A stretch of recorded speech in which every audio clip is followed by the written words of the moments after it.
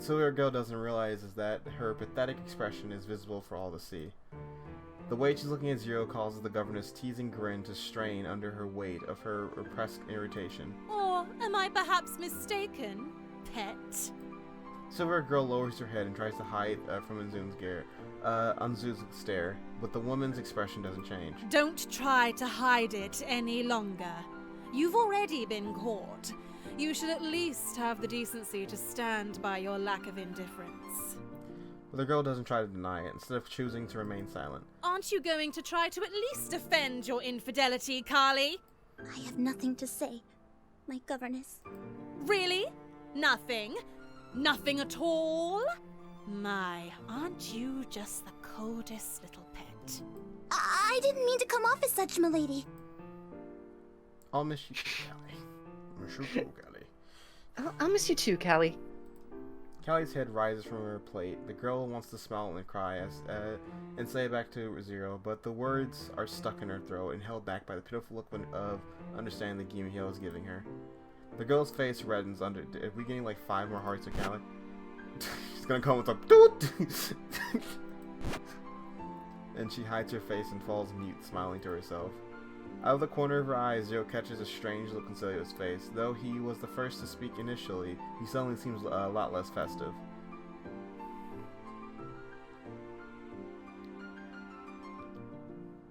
Garrett, are you alive? Oh, I'm sorry. Are you alright? Yes, of course. I was just thinking about how happy you must be to finally go home. And that perhaps you wish the time would come quicker.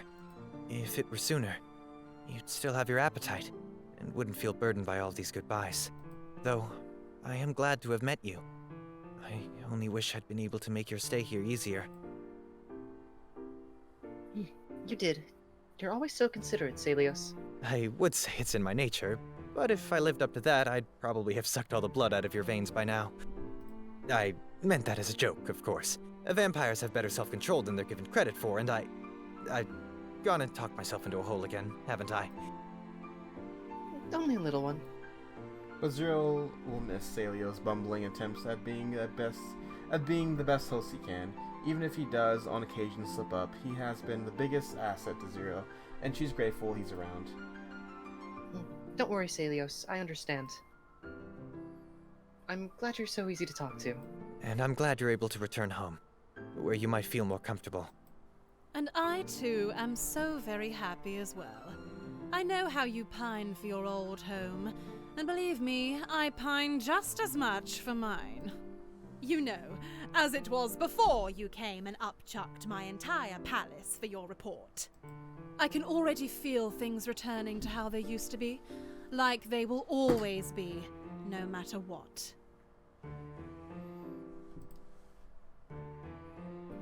I'm sorry my presence has been such a burden to you all. Perhaps not all of us. You seem to have made quite the impression on my subordinates.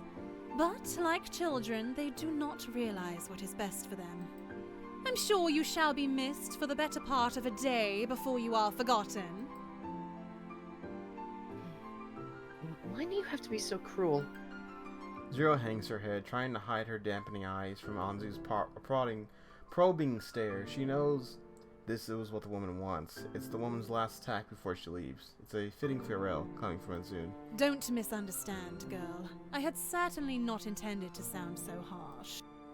Which is as close as admittance that the governments might remember Zero for more than the better part of the day, as it'll get. With the Grand Woman's final words, dinner concludes in strained silence. And so, this is how Zero's last dinner in the King's Palace goes. Zero spends more time thinking over what she's about to do than actually working. She watches the clock, just waiting for the moment where she will come to an absolute decision. Will she really be foolish enough to do it, or perhaps she will realize how futile the plan is? That will not happen, though, of course, and so Zero waits for the right time to leave her office and sneak into Anzun's room. The time comes and passes. I shouldn't go. I've completely missed my opportunity. It'd be really stupid to go right now. Zero looks back at the clock. For a whole minute, she feels confident that staying right there is the right decision. Then she looks at her report. There's nothing in there that incriminates Azun or that will be of any use to Lucifer, the latter being the biggest problem. There's nothing useful in her report. She will only prove how useless she herself is by extension. Zero makes a decision and leaves her office. She's going to put an end to Azun's schemes once and for all, and that's the last thing she does. And for her sake, let's hope it isn't. Once again, the Gimio encounters a common problem for people who wish to access a palace, a place they shouldn't have access to, a door. Hell is full of doors because they are by far the most devious device to man, a cruel temptress of endless secrets, and simply opening one could lead to an array of possibilities, like all expenses paid, holiday, or certain death. That's a game show joke that I don't. A particular door could indeed potentially lead to one set. What if that was a game show? All right, it's it's luxury or death. On expense paid vacation to Hawaii or dead. Or dead. Choose your door. I choose door A. Are you sure you want to stick with door A, or do you want what's in the mystery box? Mystery box. Oh, would you look at that? It's a Glock. God. Okay, next contestant. They just keep going. Yeah. Jeez. We'll be right back with a nuke and dragging the body off after this commercial break. I love Hell Game Show. This particular door could indeed potentially lead to one of the said prizes, but it's hard to tell which is more likely.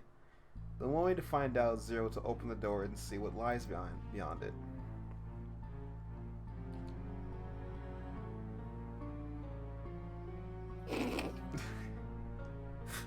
Yep, let's just set fire to the palace, you know?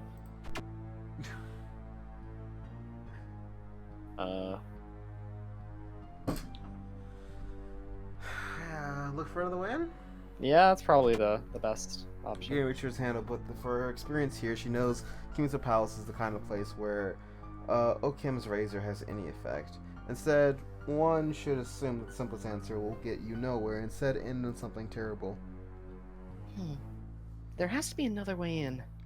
Zero hand falls from the door without even attempting to open it. The fox looks around the hall, trying to find something that would help her force her way in.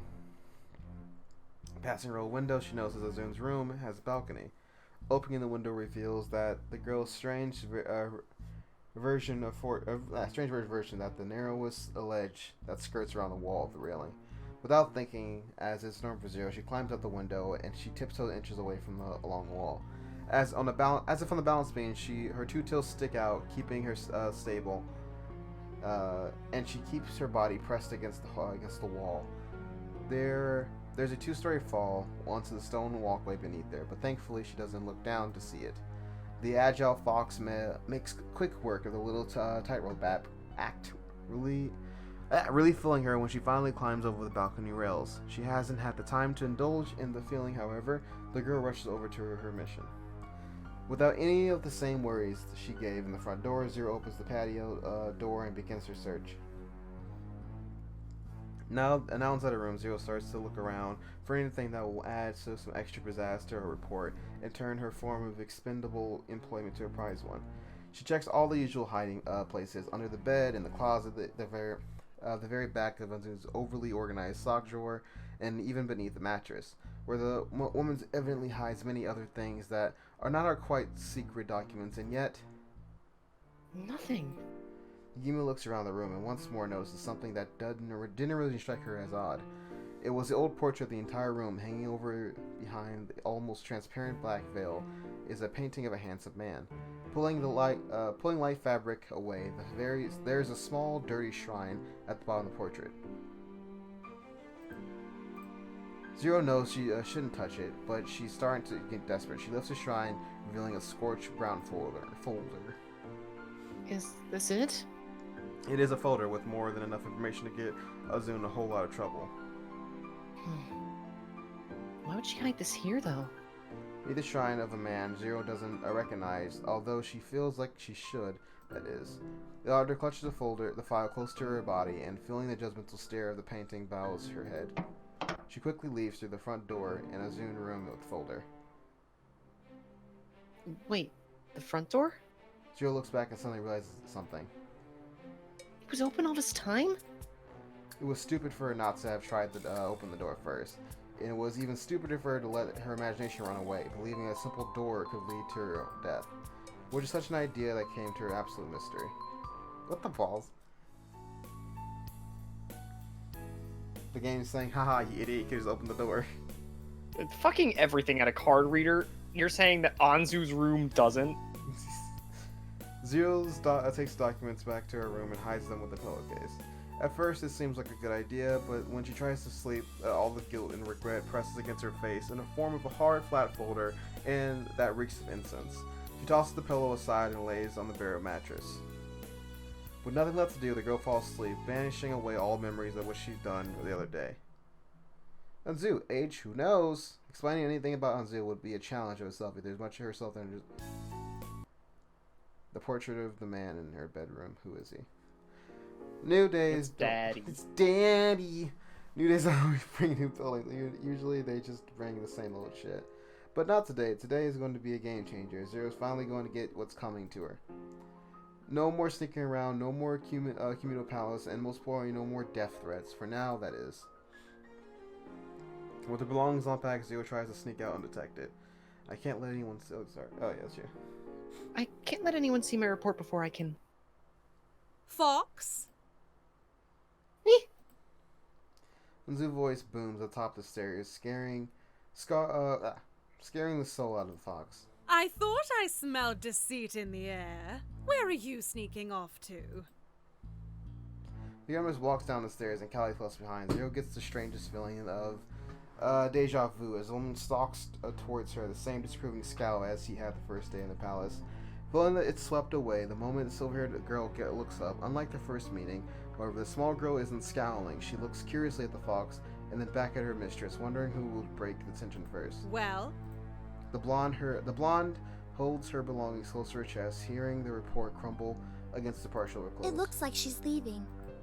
Is that correct, Fox? Yes, I managed to finish my work ahead of schedule. As promised, I won't linger. I'll be leaving now. Before breakfast? Yes, my apologies, but I must return to the most audacious one as soon as I can. If you leave hungry, Lucy might think I purposely starved you into submission. Do you truly wish to drag my name through the dirt so cruelly? Yes. We cannot allow that. Then we have all reached an agreement. And by all, Anzu means everyone except Zero, who hasn't agreed to anything because she has never directly asked. She was never directly asked anyway. We shall have one final meal together. Governess leads the way to the dining room, and the fox waits for a moment, thinking she might be able to run for it while the governess is looking.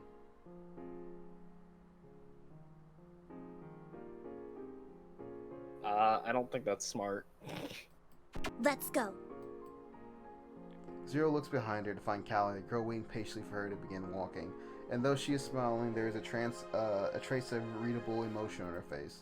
Her smile feels fake, and her eyes look dead. Although she is no longer hostile towards the auditor, they're still far away from being friends. Zero does as she told and walks to the dining room with Callie close behind her.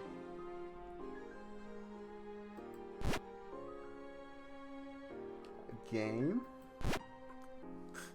Yeah, this game is going to end up being another few hours long, or it ends before you get a romance option. I'm going to shoot someone. I think we may have fucked up somewhere, but who knows? You might need a perfect run to actually get a good romance option. Who the fuck knows? When we ask, I guess. Philios and Anzu stand by the table, long list stretched out between them, and in the running length of Succubus' whole body. The parchment, however, suddenly disappears after the governess stamps her seal on it, and food slowly begins to appear on the table, one dish at a time. Callie and Zero take their seats just as the last few dishes before. The fox, shocked, isn't missed by a single person. Now I'm certain they don't feed you up there. I've never seen someone so amazed at catered food before. Catered? By whom? The Ghost Catering Company. They've made quite a name for themselves in the last century, though they have Governess Anzu to thank for that. I like their subtlety. I don't have to see or hear them. I simply get to eat the spoils of their labor. She's been using their services since they were first established. And now, there's not a single noble in Kumanoito who doesn't outsource their catering to them. It's why this district is what it is today.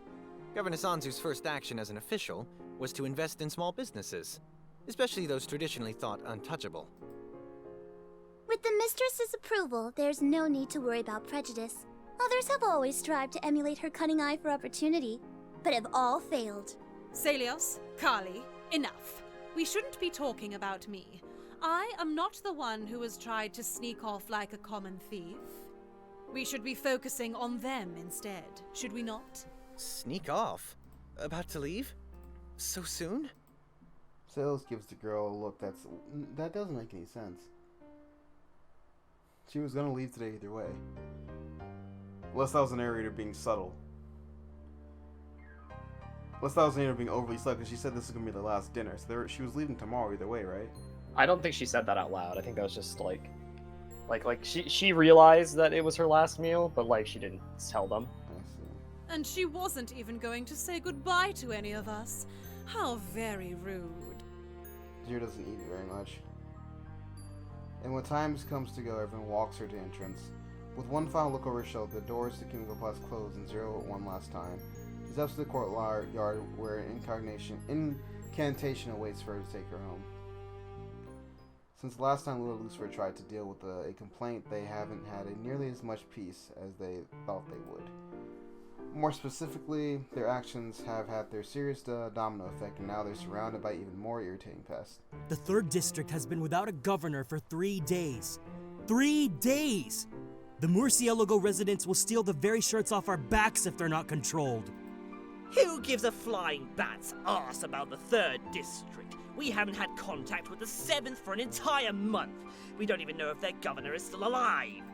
And now look at them. I told you that a revolt like theirs wasn't something to be taken lightly. Revolts happen, get over it. What's really troubling is that the 5th District still has that pig as a governor. Someone who makes so little effort with their personal hygiene can certainly not be trusted. Just like someone who wears a mask, I suppose. Who even approved such a ludicrous law? I did! Well, that explains everything. I feel like it's the same voice. What do you mean they phoned in voice actors? What? I don't know, I think it's the one guy. I did! Well, Voice that actor. explains everything. I did! Well, that explains everything. I did! Well, that explains everything. You and the rest of Phantasma need to be exposed. No, he's and I'm not he's putting on a speaking voice. figuratively. He's not even voice acting. He's like putting on like a little like I a know. character. He's like Yeah. Can we at least try to focus on the big issue here? and this is normal voice but slower pitch. This is like me. Bigger than gluttons? I cannot believe that such a problem exists. But there is. The 2nd District.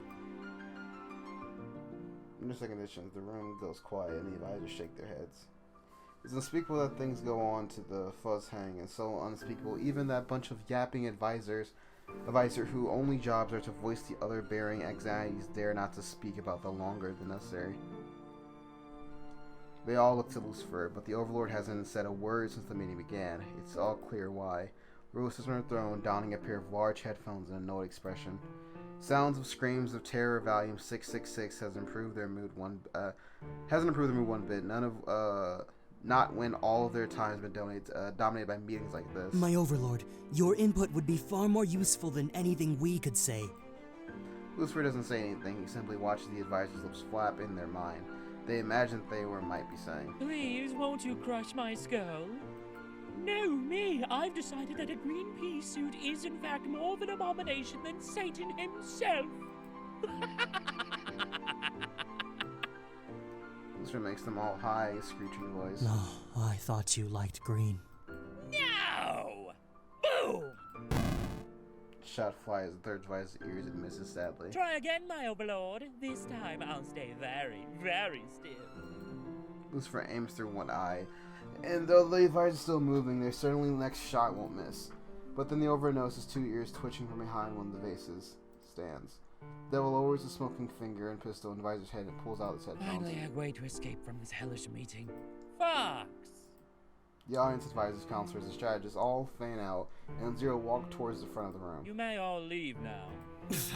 But Out! The door slams open, the Yard shuffles away. Finally, the entrance shuts, locking the auditor into a deadly quiet throne room with Lucifer. Dreams really do come true. What do you have for me? Whatever your name is.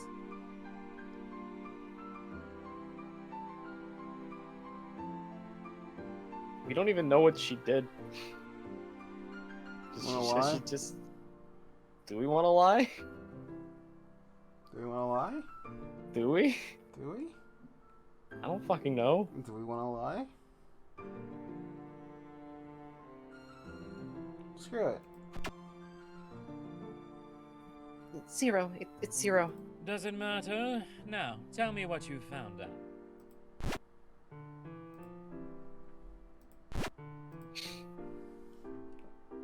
The auditor holds out her bundle of clothes, and here's a crinkle of the report inside, from what she thinks of everyone in Communal Palace.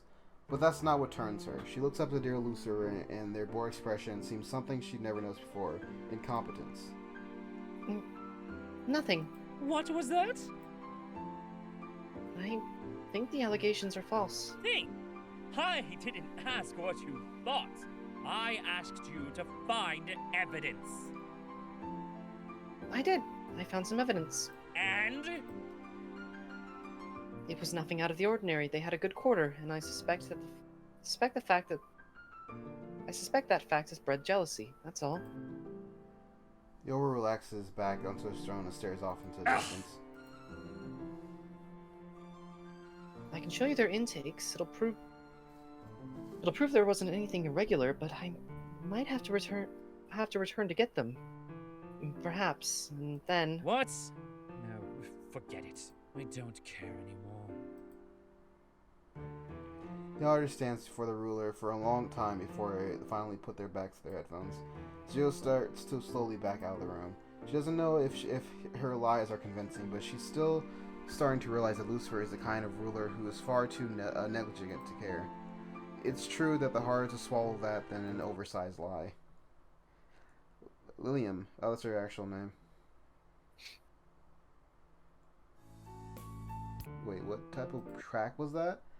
It would have been weird if we put you or something like that. I wonder if the girl would have died in a horrific accident yet, or has she? I hate you. Soon Zero will be the greatest pleasure of returning home, opening the door, and being hit by the sudden smell of emptiness. Never will she hear a two-room apartment ever feel more inadequate or lonely than those few moments of returning home. Unfortunately, Zero will spread the glorious moment of revelation, because as the girl approaches the apartment complex, a familiar figure will prevent her from ever having to feel the same glorious moment of awakening and regret. A figure that recognizes instantly in a simple glance. Her whole body fills with joy. She doesn't know how to explain. With tears in her eyes, she runs past her. Sorry. She runs as fast as her exit carrier. She continues toward them, and as from nowhere, a grand piano falls from the sky, killing her instantly? What? There is no accident. It's a punishment from the gods of coincidence and thin plot lines. Zero What? did not take or heed the narrator's guidance, therefore such has been flattened into the... What? What? Her final curtain called with pathetic, overplayed comedic ending, which was still far more than the little laws of the universe rejector deserves. What was that? As for the figure that simply stared the broken piano walk away, never to know what their very own special Gimme Hill Zero is lying dead beneath the remnants. And you will never know who they are. Thanks to their inability to play out their story correctly, they will forever remain a mystery. Good day to you. What the fuck? What? One. What? One. One. What One. the fuck was that? One. One. One. One. Who? One. What? One. One. I get what they're doing, but you're not Stan Parable. You're not what is it, Stan's Parable? Or Stanley Parable? You're not the Stanley Parable. You're not Doki Doki. You're not that was so I get what they were trying to do, but that was so bad. That was terrible.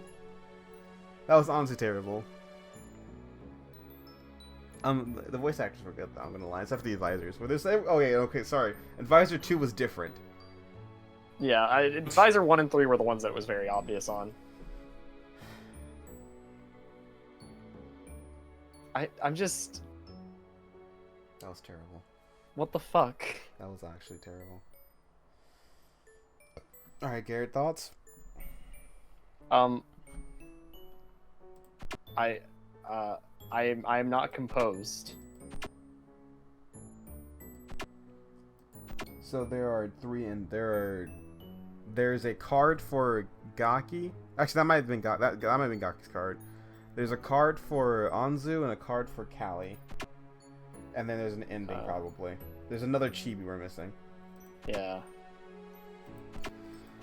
So my thoughts. So they were trying to do something like Stanley's Parable, where the narrator is a separate character and a separate being, but it was not present enough for that ending to make any sense. They did not establish the narrator as a second being of existence. All I got from was the narrator was a cheesy little solder. Like he was cheeky. He's a cheeky narrator. I didn't get that he was existent in the world.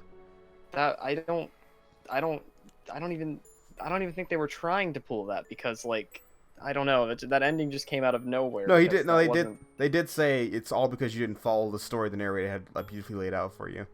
I'm aware, but at the same time, that doesn't. He wasn't present enough. Yeah, I'm saying that, but I think that was the end goal. They just did a terrible job at it. That's terrible. If that's the end goal, then that's terrible. But I just don't even think I don't even know. All right, I'm going to give it a 2 because of the voice acting and the characters. One of the two. Honestly, Gaki was funny. He was just creepy. I'll give it a 2 because the writing was pretty funny on it. The writing was funny. There are some genuine fucking laughs in this. I would give it a 2, but the ending can go piss itself. And I'm pretty sure if there is romances, I don't think there are in episode 1, but if there is romances, what the balls did we do wrong? Because I think there was one decision that we could have done differently when it came to what's his face, Thessalios. There was literally one decision we could have done differently. Yeah, I actually think going to Salios was like the wrong move. Like on like the first bit of like one bit of free time we got, and when we were like on the first bit of free time that we got, where it's like where do you want to go? No, I think that was the right move, but I think when we said "Are you always here?" because he got mad at that. I think. Oh yeah, you're right. If anything, but even then, we haven't got a heart from him the entire time. I don't know. Maybe that would have opened something up. So saying the other thing, who knows? So what's your score, Garrett? I don't know. Maybe I'm just glad to have played something functional again. Man, that's still the highest game in our. Actually, no. Oh, definitely no. This isn't going higher than Destiny Fails. I'm just saying, like, I would give this a 3 because I enjoyed. Like, the time investment into this game compared to the enjoyment you get out of it, I think it's worthwhile. But yeah, I'm gonna stick with it too. But that was a thing. We'll see you on the wheel. Yeah. All right. Cool. Well, I'm actually excited for this one. Yeah, all right. Because you know what this is, I don't. Yeah, I sort of want you to play it, but